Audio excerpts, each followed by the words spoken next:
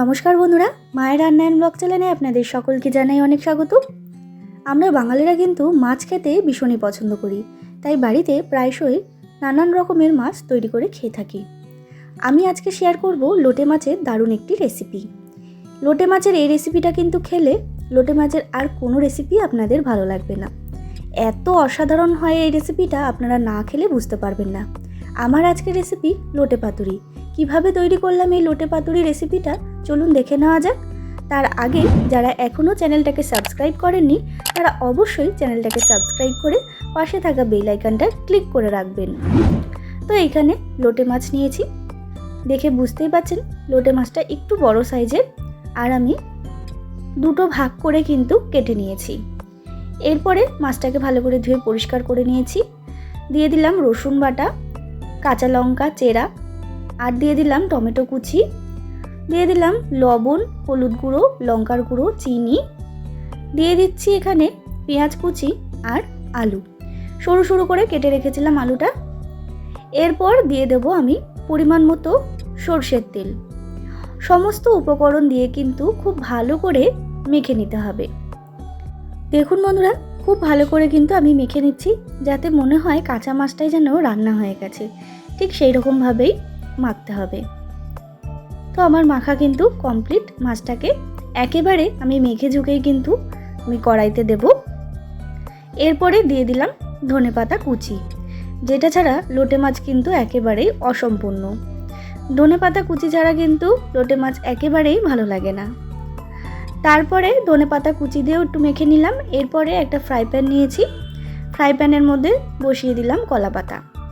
আমি কলা পাতাটাকে ভালো করে ধুয়ে পরিষ্কার করে রেখেছিলাম, সেটা ফ্রাই প্যানের মধ্যে বসিয়ে কিন্তু মাছটা সাজিয়ে দিচ্ছি খুব সুন্দর করে।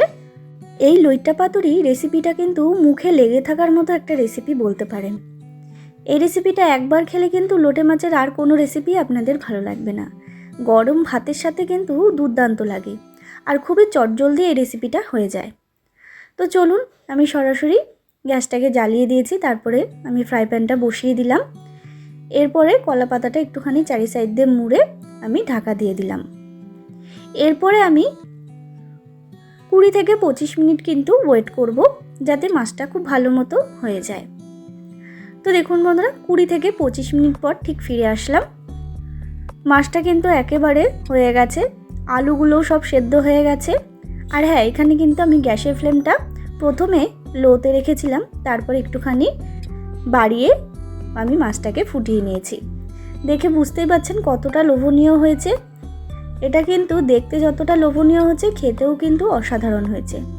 লোটে মাছের থেকে কিন্তু প্রচুর পরিমাণে জল বের হয়ে যায়, তাই গ্যাসের ফ্লেমটাকে অবশ্যই প্রথমে লো টু মিডিয়ামে রাখবেন, তারপরে কিন্তু হাইতে দিয়ে মাছটাকে রান্না করে নেবেন।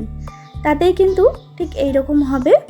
আর আমি একটুখানি গ্রেভি মতো রেখেছি, আপনারা চাইলে এটা পুরোটা শুকিয়ে নিতে পারেন, মানে পোড়া পোড়া করে নিতে পারেন।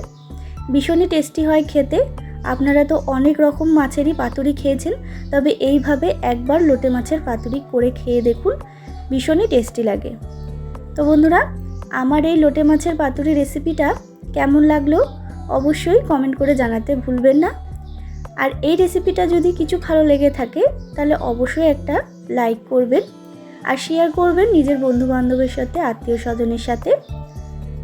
আর যারা এখনও চ্যানেলটাকে সাবস্ক্রাইব করেননি তাদের কাছে অনুরোধ রইল আমার চ্যানেলটাকে সাবস্ক্রাইব করে আমার পাশে থাকবেন নিত্য নতুন ভিডিও দেখার জন্য।